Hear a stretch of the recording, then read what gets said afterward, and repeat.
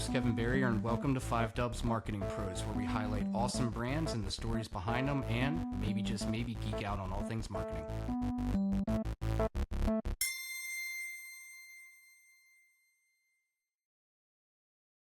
All right. Hey, friends. So today we are going to talk again about artificial intelligence, and specifically artificial intelligence as it relates to the news media world. So artificial intelligence has really slingshot from being this shiny new tool to a daily tool in many industries around the world. But in news media, the use of AI has to be precise and it has to be defined, with a lot of discussion around how AI will enhance the reader's experience rather than detracting from it, all the while not losing community trust along the way. Because after all, readers expect trust and transparency and a human touch without impacting that trust that has been grown over such a long period of time. So, how do you innovate without eroding confidence? How do you test and how do you retest and gather feedback in a way that strengthens your relationship with your audience instead of weakening it? So, today we're going to chat with some new friends of mine who can speak to the example of a news media organization in doing just that, being lean and being agile and thoughtful in how they approach AI across the newsroom and advertising teams within their organization. So, without further ado, I'd like to introduce some friends from Multimedia Channels, CEO Patrick Wood, editor Tina Scott, and advertising director. I think is that the right? So I'm going to say advertising director Natasha Winkler from Multimedia Channels. I may be wrong on that. Natasha, how off am I? Pretty far. That's I fine. wear multiple hats, but my technical title is customer service rep, but training is fine, yes. Perfect. All right. So, I want to kind of real quickly. I want to tee up kind of how this meeting or episode came to be. So, I was recently brought out to Wausau, Wisconsin, to spend a day geeking out about AI in advertising and marketing to a group of amazing people, and kind of the second half of the day we ran the AI games, which was hopefully everyone had fun and learned something along the way in doing that. And earlier in the day in the conversation, I was fanboying and geeking over AI as I do, and a gentleman raises his hand and he says, one thing I think we need to think about is, how we're using AI in a way that can be as precise and can be as defined as possible, because the consideration needs to be had about the impacts of AI, for example, on the environment, which is a very real impact. Hopefully, AI will ultimately, fix those issues, but AI is not environmentally friendly. Absolutely right. So we had a great conversation back and forth, and when we broke for lunch, I went up to him and I said, "Hey, I really appreciate those questions." And he started talking to me more and more about his organization and how they're using AI and how they're deploying AI out within their organizations. And the more I listened, the more I realized how precise and tactful and strategic what I was hearing was. So he invited me over to meet his team, and his team were as enthusiastic as he was about the use of AI. Appreciated that the support was given to the teams on both sides of the news media aisle, advertising and editorial, to look at how AI could be used. So when I saw that and I heard that, I said I have to have these folks on, because I think AI in news media it's still just starting to be fiddled around with, in a way of like, do we want to use it? Do we not want to use it? With so much of the conversation around like transparency and ethics, how can we navigate that? There's a minefield in that. And it seems like MMC, which stands for Multimedia Channels, has cracked the code, so to speak, in that. So Patrick, talk to me a little bit about, first, why don't you briefly tee up MMC, who you are, who you serve, and then talk to me a little bit about, when you decided that you felt like it would make sense for your team to start looking into how you could deploy AI into your organization to better your organization for you and your staff, and most importantly, your audience. Yes, thank you, Kevin. And it's so Nice to be here, and thank you for inviting us. Um, and we do have a bit of a story to tell. Our company has, just for background, our company, Multimedia Channels, has 32 community newspapers in northeastern and central Wisconsin. It has several up in Michigan, but we're mainly focused on Wisconsin, and it also has 22 websites. Um, and our company, founded in 1953, were three generations of journalists. My father was in World War II and had ink in his veins. Was a war correspondent for the trials of Dachau, and came back, and he really wanted to be in the newspaper business, and so that's how the whole thing started. And there's a long tale that is told in The Chain Gang by Richard McCord, and they talk about my father's development of newspapers, and then eventually after he passed away, I took over, and I had been a serial entrepreneur of my own. And um, when I took over, I realized that we had to transform the company. And so the company has gone in the last 14, 12 to 14 years, a series of transformations. When I took over, he had sold all the newspapers to Gannett, unfortunately.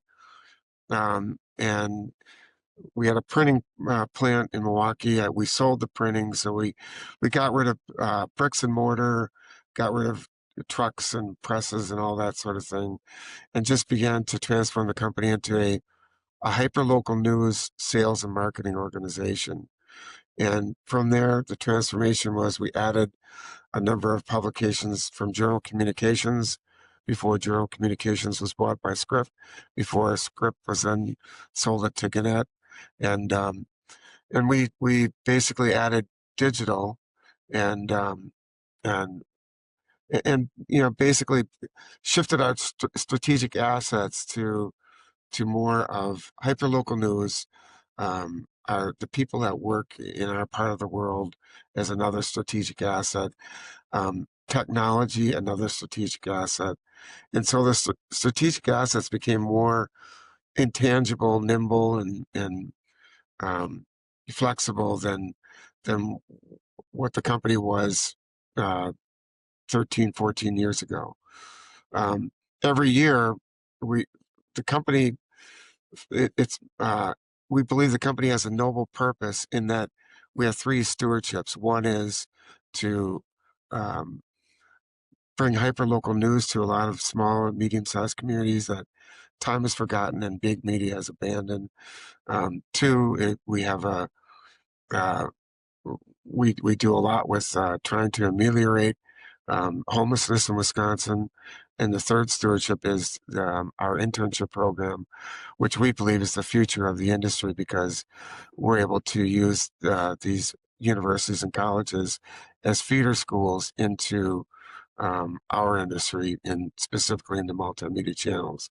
We have a lot of interns that we've hired now, and they've cross-pollinated everything. And we went from a traditional newspaper company to a social media, AI, website, digital company, in addition to protecting the cash cow, which was print, the publications. So, let me ask you this. I think this would weave a bit into probably the decision that you had in moving your organization forward to use AI tactfully. I think probably one of the biggest questions that I think probably someone within all of your positions would have to consider and make is, how you can use AI within your organization without eroding reader trust or even business trust, right? So it really that concern exists within our own news media organizations on how do we do that? How do we maintain trust while using AI? Talk to me a little bit, Patrick, about how you addressed that up front. Like what Well, talk to me about that. about a year or so ago, we went to a convention, the WNA convention in Madison, Wisconsin, and they had an AI speaker there regarding the ethics of AI. And with people starting to look at AI and seeing what it can do, and we were starting to think, well, this, while it is troublesome as a concept in general for the long term, whatever, we thought it is also very efficient, and it can be instead of this is like the white collar revolution. If we had the blue collar revolution and the industrial revolution in the 1800s or whatever, this is the white collar revolution, and we started to get behind it. And this seminar was very timely because the speaker was saying that if you're using AI with any of your content, there are certain things that you need to be sensitive to. And as a result, we developed a policy for anything that we're doing with AI. We want all of our readers, all of our listeners to know that we are using AI, even though it's human generated, human prompt, and human edited. We are using AI for especially a lot of the grinding out meetings and such that we have with school boards and city council meetings and things like that. So we got into AI early, but we right away embraced the ethics of AI and came up with a policy. And we put the policies that we developed on the website, on all of our websites, and with all of our print. That was our first foray in. And then as we started to develop AI, we we started two initiatives. One headed by Tina Scott, who's on this call, in editorial, and all the content that we're doing with editorial. And the second initiative was in sales and marketing, headed by Natasha Winkler. And again, we're the kind of company that will try anything once, and if it's working, we throw it against the wall. It works. We're throwing more at it. If it's not, we're on to something else. And part of our strategic assets that I was telling you about was being very technology oriented, and we've shown that in a lot of other things that we've done. We have all these websites. We do a lot of our production goes over to India, comes back within 48 hours, and so we're really heavy on the technology end of things. And I went to a seminar. This year at the Institute in Princeton. And the Institute is a place where people come there to think and to give talks and things like that. And they had a panel discussion headed by someone from the UN that talked about all the implications of AI. And that's where I thought, okay, that AI can be a very good thing when used right. When it's not used right by bad actors taking over AI, or AI possibly taking over AI itself, then we have problems. But in the meantime, if it can be used by good actors, we have to realize the implications of everything that we're doing. And they showed all the ecosystems, how they have the use of all this energy, water, electricity, the data centers that they have, the ecosystems that they're competing with, and as a result, when we started our initiatives with MMC, we wanted to be sensitive to what we were doing and what we were getting into, and realize what the trade-offs were. And so with these two initiatives that we started with Tina and Natasha, um, we we delved into it, but we delved into it, I believe, with our eyes open.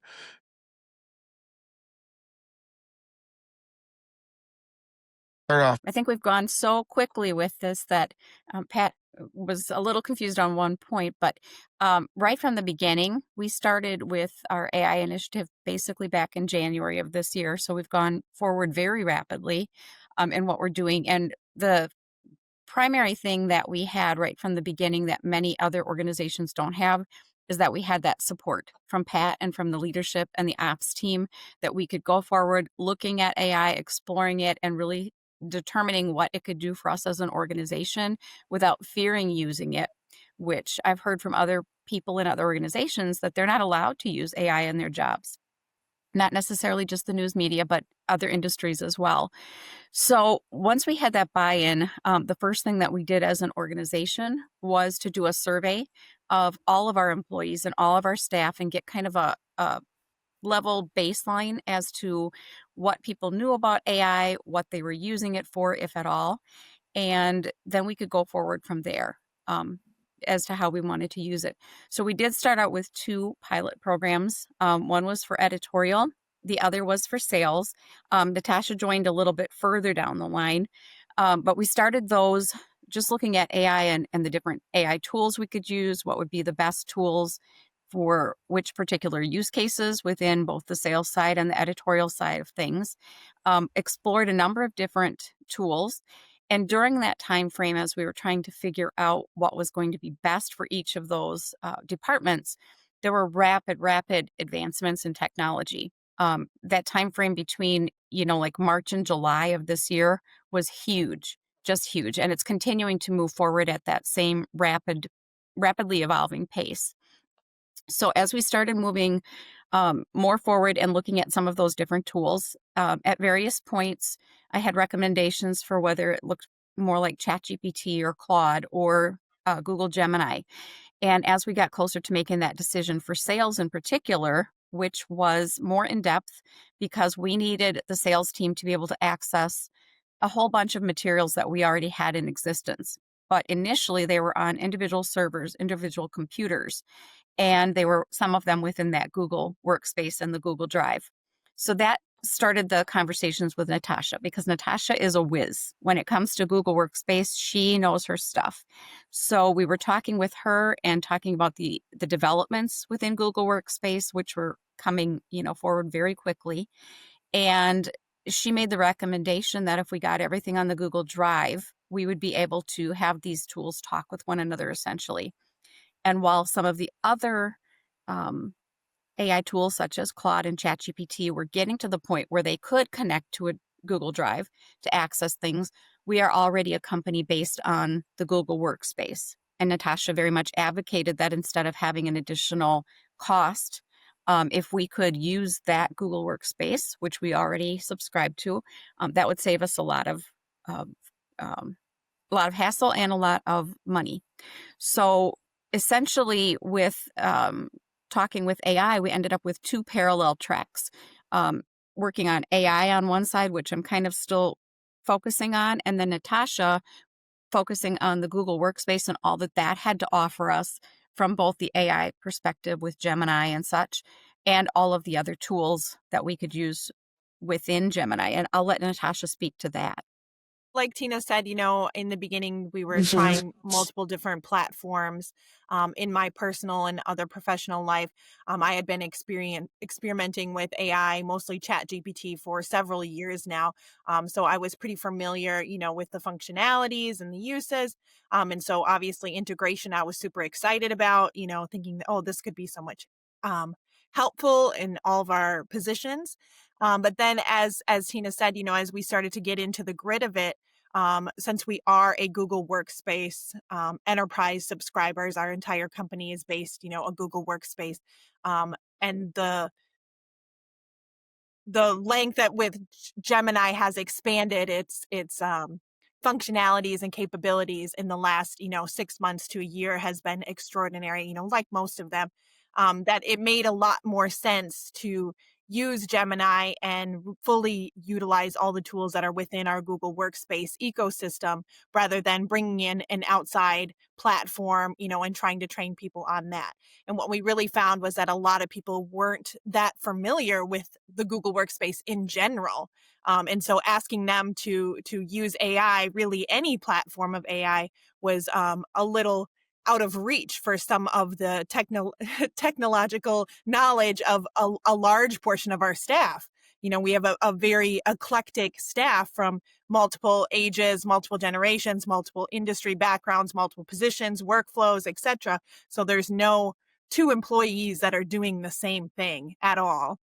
And so I think really taking a step back rather than diving in and saying, okay, everybody get on AI and use it all day long, we had to take a step back and say, okay, first, what do you do? What's your job? What's your position? And now how can we integrate that in the tasks that you absolutely despise? Let's start there.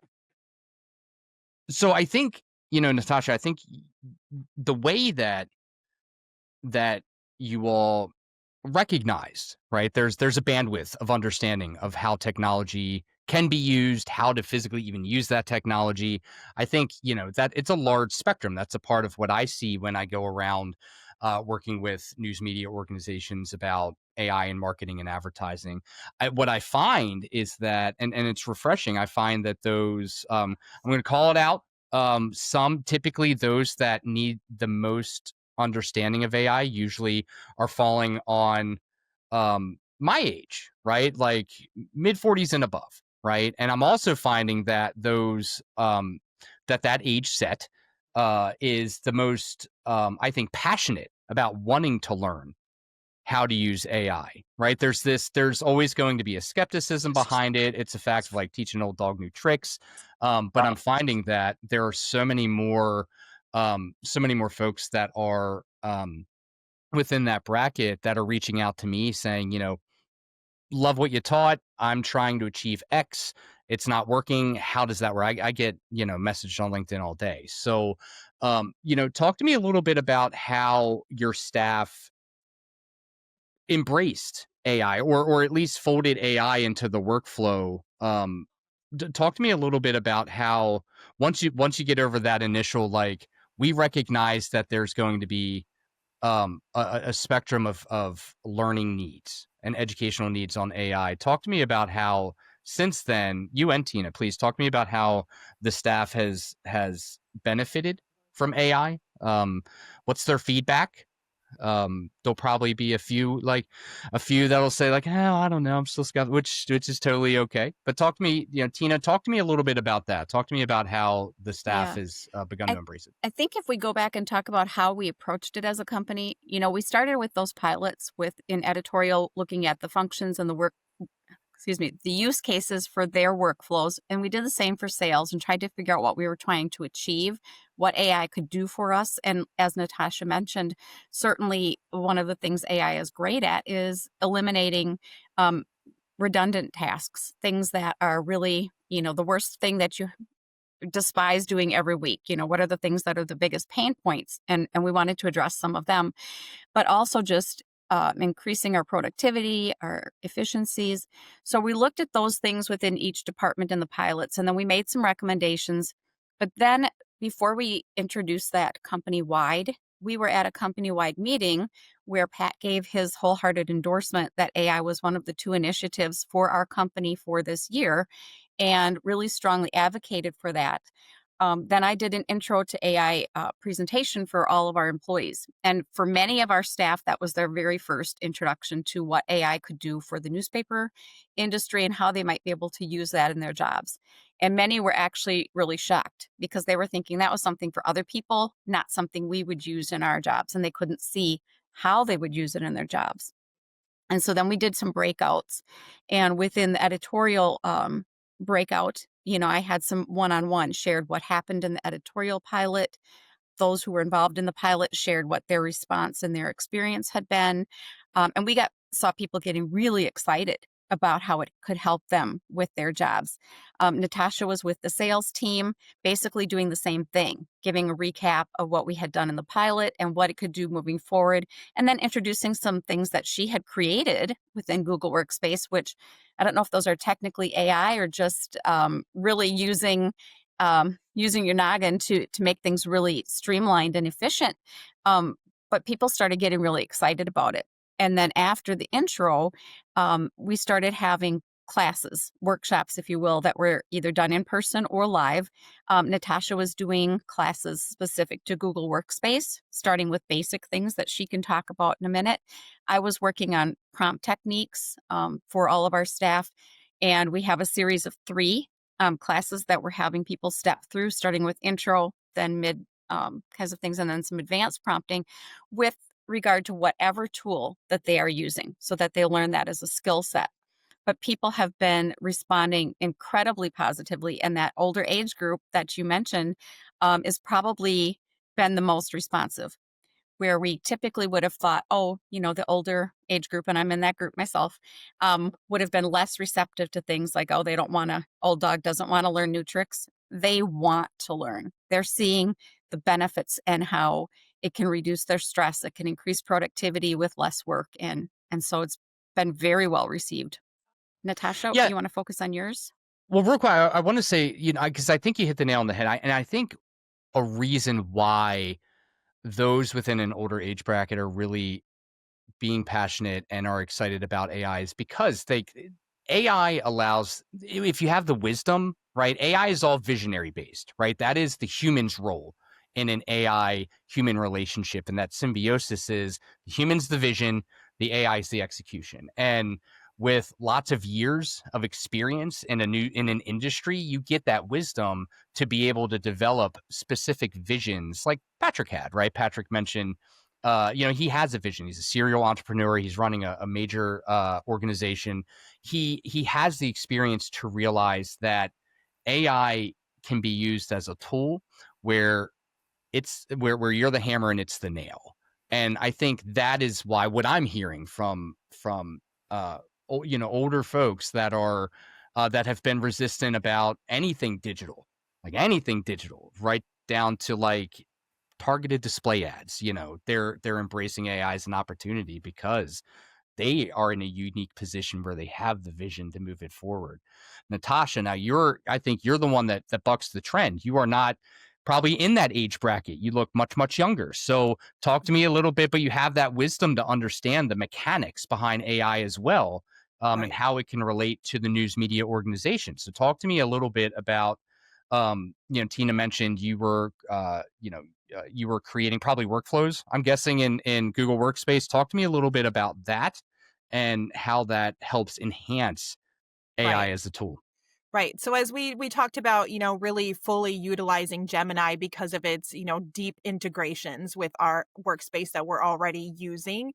Um, and as I started to unravel that and realize that a lot of people weren't even familiar with that workspace in general, there was a lot of buttons on the screen that nobody had ever tried to click before. And so, wanting to fully integrate the uses of Gemini side panel, in basically every window we open, I had to first start at what windows we open, and so taking it back a step, and I couldn't just tell them to go right to the Gemini chat interface and start chatting because, they have to understand how to use Google Drive, how to use Google Calendar, how to use tasks and Keep and Notes and, all those other nuances of Google ecosystem.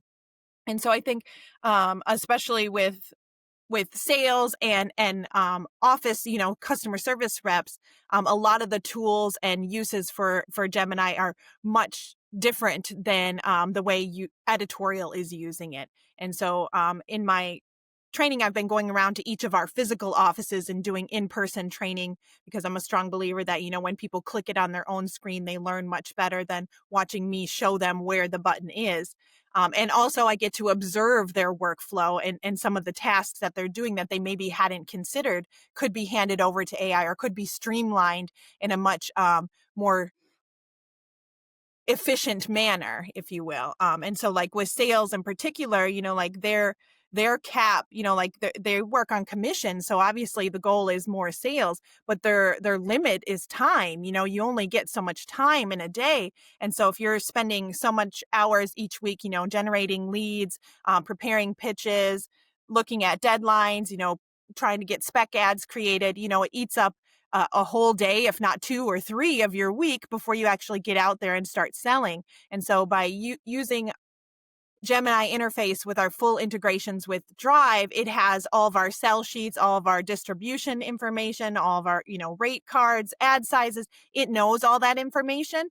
So that when a sales rep goes in to use their custom gem or their chat bot, and say, okay, here's the business I'm looking at, generate a marketing campaign, and as we know, within 30 seconds, a well-trained AI can give a very good output of that. And so something that would typically take them 3 to 5 hours is now taking them 3 to 5 minutes, and that gives them that much more time for selling and in-person communications and relationships with their current clients, which I think is really important. We move from a position of selling advertising space into selling marketing campaigns because we have the depth that we can pull into every pitch rather than just let me sell you this ad for next week. And I think that kind of it takes away that desperateness of making a sale that a sales rep can sometimes feel, and it sometimes comes off that way, that a client can recognize, that you're just trying to sell me an ad, and how does this help me in the long term?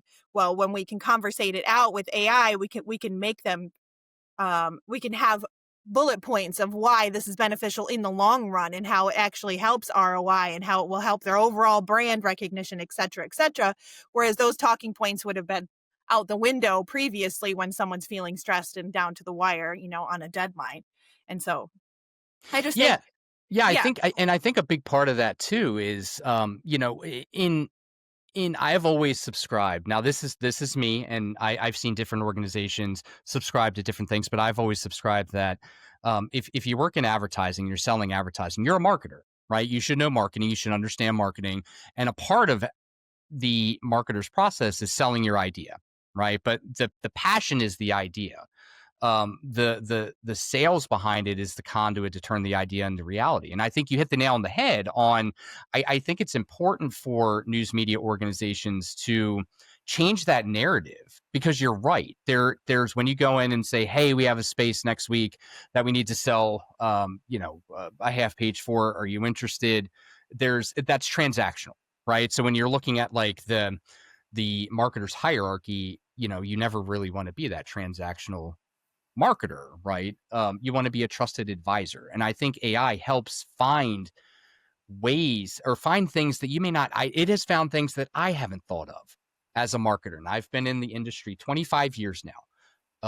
25 years now. Been 25 years, and I'm still missing things. And I think it's natural for any marketer, because marketing's it's such an elliptical thought process. And to have AI have a check and balance in place to make sure you're not missing something that has fallen through the cracks, it makes you a better marketer. A better marketer means better campaign, means actual ROI for that advertiser, which means retention. It's that is what marketing is, right? We are going to take an audience that we have, and we're going to put your message in front of them in a way that converts, right? And AI can help with that. I think that's fantastic. It is shaping, like Patrick said, the white collar revolution of how we're approaching multimedia sales. Now, Tina, for you in the editorial side, I think, while it obviously both sides, the advertising and editorial side, have very strategic gloves on as it relates to this.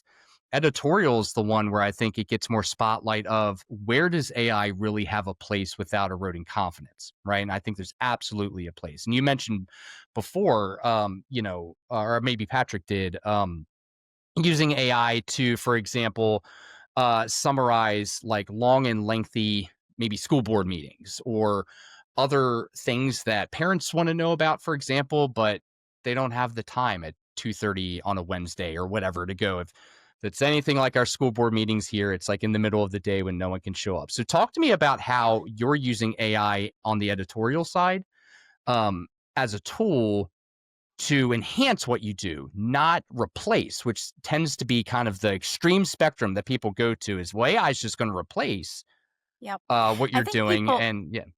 I think people have the idea that if you use AI in editorial, that basically it's just going to go out and find some content and it's going to scrape it off of the internet somewhere and it's going to write a story and it's going to be biased because it's coming from these sources. And certainly, I suppose bad actors could do that, but that is not how we're doing that in our newspaper industry. Pat mentioned we are all very hyper local with our news coverage. We have all of these newspapers in these 32 different locations, which have been acquired at different times, which is why, as Natasha mentioned, we have people doing things a lot of different ways in a lot of different places. And we're trying to streamline that to a large degree. But from the editorial standpoint, there are a multitude of ways that you can use AI. You mentioned idea generation for, sales and marketing. We can certainly do that for coming up with story ideas, or when somebody hits a brick wall and you just don't know what to write about on an evergreen topic and you feel like you've covered everything. So idea generation is one area. Eliminating those mundane tasks that you get a police blotter and you have to make corrections and you have to do all kinds of editing to things that is just really mundane, and you shouldn't have to spend your time doing that, moving periods and changing formatting of things. You can very quickly just take some content, and if you're using the correct prompt, have it put all of that into AP Press newspaper style without your having to manually do that. You can have it proofread things for you to find your errors. You can have it give you suggestions to tighten up your writing or to shorten up a story that you've already written, while maintaining your same style and your same voice. You can use previous uh, generations of content that you've written on a variety of topics and feed those into your AI and train it to be able to write like you do to get you a rough draft of an article on a new topic using the information that you input. So the important thing from an editorial standpoint is to make sure that you always have control over the information that you're inputting into the AI. And in a lot of times what we want to do is use a closed kind of circuit for that. We don't necessarily want to have it pulling from the internet. So we might use tools like Notebook LM instead of just an open Gemini platform, because we wanted to just use the information we're providing and only work from that instead of adding ideas in. So that's another place where we can use that. We use it for summarizing, for pulling data from meetings, for analysis, analyzing data that we're looking at, and maybe it's complex and we're trying to figure out a more um, elementary way of describing that or putting that out there to our audience so that they understand a complex topic. That can be another use case. There's just a whole multitude of things, not the least of which is just doing an interview with someone and not having to transcribe it anymore or listen to it word for word. You can use AI for that. And that's been revolutionary for most people. We don't have to transcribe things anymore and sit there at our typewriter. In, 5 minutes, we can have the whole entire interview transcribed for us and work from that and pull out the high points of that interview. With editorial, probably the biggest thing is assuring our audience that all of the information that they're reading is in fact factual, accurate, and they can trust it. So one of the things within use of AI anywhere, I advocate, it's called HTTO, is just kind of an acronym I came up with. For any content we put out, we need H, the human, TT, to take, and then O is ownership. So a human to take ownership of anything that we're putting out there. So if we're writing something and we're putting our byline on that, yes, it's AI assisted, but it has to be verified. It has to be fact checked. We have to put our own personal spin on things, reword things so it sounds like us. We can't just take something that AI has generated and consider that to be the final product. We really have to make sure that we can stand behind it and we take ownership of that. If we print it, we're responsible for what went into print. Yeah, and I think one thing that I think really needs to be hit home is, I don't know what public perception is about, like what they envision a newsroom to be. I think they still envision a newsroom to be this hustling and bustling. You have 100 reporters running around like it's, midday on the stock market, chasing down leads and stories, where in reality, it's most news media organizations are lean and agile, right? And I think the agility that AI brings, it allows newsrooms to report on more and to bring more important news and information. It allows the advertising side to help grow small businesses within the community to go up against, the large big boxes that exist out there. We love our large big boxes, especially the inserts and the big ads they run, but the little guy needs some love. So I think I think that perception is something that really needs a light shined on it. Is it allows a lean staff to do more. Um, I love this. I think this is great. I would love to see I'd love to see this spread around other news media organizations, because I think ultimately, news media organizations, they're the arbiter of truth.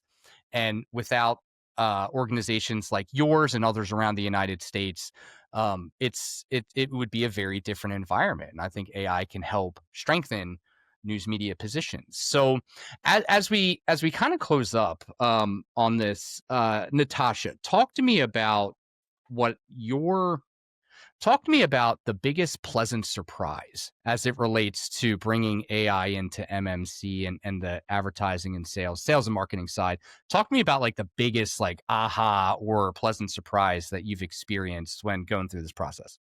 Right. So I've had a lot of those moments, exciting, surprise moments, both within teaching people how to just use Google Workspace tools that are available to you, and then how to use the Gemini integrations within those. I think some of them are like you might think they're menial, but they're not. They're exponential in the end. And I think some of those are just like the integrations with Calendar and Gemini and Gmail of how you can add a embed a time to meet, and then they can just click on that and it adds it to the calendar. Like, a lot of people didn't know that you could do that, and it saves about 3 steps in going back and forth to schedule something, and it goes right on your calendar. And also using Gemini to read spreadsheets for you, the data on the side, or to organize your inbox, to find an email that even the own search bar in your email can't find. You Yeah. can open that Gemini side panel and say, find me the email where we talked about the 2026 advertising plan, and it will, you don't remember who it was from or what day it was or, anything, but the content that was in it. That's something that, like, you think, oh, well, it's just a search tool, but that's not, because that's a stressful pain point, when you're like struggling to find strategic information and some keywords, but you can't remember where it is or what email it was or what file or anything. And you can ask Gemini, and because it's fully integrated, it will search through your drive, it will search through your emails, it will search through your docs, your meeting notes, everything, and just compile it together, and if you're just trying to collect data or just remember something, I think, using the Gemini side panel has been a huge lifesaver that most of our staff didn't even know existed. Yeah, the Gemini side panel is like one of the best assistants you could ever have, right? It's like you can ask it, even if you're having a bad day, you'd be like, "What is that email?" You can bark Right, something right. to them, and you know what? It'll love you all the same. So Yes. that's awesome. Tina, what about you from the news side? What's like the one kind of surprisingly pleasant thing that you've noticed come out of your company's journey so far in using AI in news? Yeah, the feedback that I've received from other editors has been great. When they realize that, we're in an industry where we put out a paper every week. And, I guess thank goodness we're not a daily with the staff that we have, but we put out a paper every single week and we want it to be new. We want it to be fresh. We want it to be local and relevant. And when we are working with a lean staff, which we very much are, as you mentioned, people are pulled in a lot of different directions. There's a lot of different things to cover in a short amount of time. And it can be very stressful. It can be really stressful. And so integrating these tools and teaching people how to use AI and how to use all of the different things at their disposal to make their life easier and more efficient has greatly reduced stress for many of our staff. You no longer have that same angst about trying to get, 15 things done, because you can get each of those 15 things done a lot faster than you used to be able to. So that's been huge. And we've had, people literally say, this has changed my life. This has changed my job. It's changed my life. And it's just made things so much nicer and easier. And we're only going to continue as we introduce this. Right now, we're still at the early stages of this. We have people going through some of the more advanced prompt training now, but we still have some people who have not jumped on board. And as they start to see the successes and the wins and how much less stress their peers are, experiencing doing their same job, they're going to start to um, become a little bit enlightened and say, well, hey, how come, it's working better for him? And then we're going to get more people starting on the track through those courses, learning those things through Natasha, through the prompt training, all of those things. And we're going to evolve our staff into just in an entirely different place a year from now. I firmly believe that. But right now we're still in early stages. We've got about 40 people, I think, that have gone through prompt training 1 and 2, and a bunch that are scheduled for number 3. But we have a staff of over 100 people, so we've still got a lot of capacity, and that's really exciting to see. Yeah, and I think really what should be underscored there is like AI is not going away. I've No. I've always subscribed. I've been very critical of the news media industry, and I'm in the news media industry. I've been critical of the news media industry for really missing that .com boom. right? Like that initial dot-com boom, I think I talked about it in Wisconsin. Like I think it's safe to say, we were tardy to the party on that. And I would hate to see that happen again with AI because it's not going away. From an advertising perspective, eventually, if your competitors are not using it, they're going to use it, right?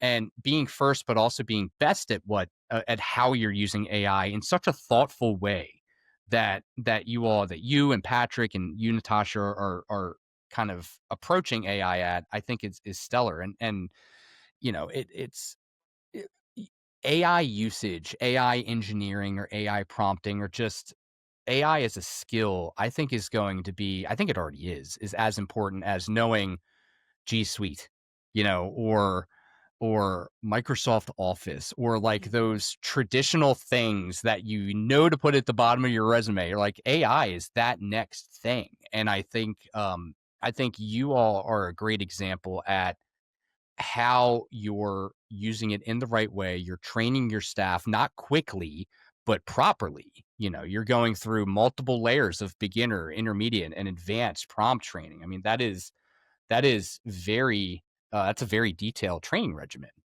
that I think is important and probably sellable. And you could probably sell that across to other news media organizations around the United States. I only Well, want 10%. Kevin, I know that's one thing is we are trying to get certification internally for the people that have taken the different training courses and that, so we know where everyone is on the spectrum. That's awesome. Yeah, no, that's fantastic. And I think with that, I'm excited I would love to kind of schedule now on getting you guys back on the show when in a year from now, just to see, because I think MMC represents, really, I think for me, out of all the news media organizations that I've worked with or have participated in helping train some, I think you're approaching AI in the best way that I can think. I see nothing that I could pick apart or criticize with how you're using AI, even in the newsroom side, where that's where most of the criticism will fall. So um, kudos, bravo. Like I said, when I heard that this was happening in your organization, I honestly, after hearing Patrick's caution on, here's how you need to use AI in a way that's the most impactful, to also respect the other side of that sword, right? Like in the environmental impact, I was surprised to hear that AI was being used in this way. So it was a pleasant surprise. Egg on my face, because Patrick, I thought you were a naysayer, but man, you have leaned in, but you've leaned in such a respectful way that it taught me something on, I know the environmental impact and how bad it is, but really to hit home that those that are advocating for AI also need to advocate for the right usage, to respect that double-edged sword until that can be improved upon. So thank you for that. And thank you all for taking the time. Patrick Wood, Tina Scott, Natasha Winkler from Multimedia Channels, thank you for coming in and sharing how you're weaving AI into your workflows responsibly and creatively, and but also keeping that human element and personalization in front and intact. So, I mean, for other news media leaders out there, if you're listening to this episode, this is a great example of how you can experiment, in AI without losing trust. So, check out MMC Local at mmclocal.com.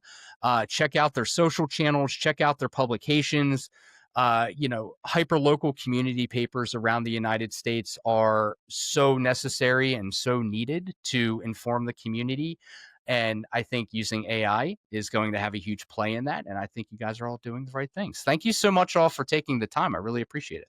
Thank you for having us. Yeah. Yeah. All right. Well, sounds good. Well, thank Like- you everyone for that was like that was almost in unison. That was almost It like was. That was kind that of was great. Yeah. So until next time, everyone, thank you for listening in and see you.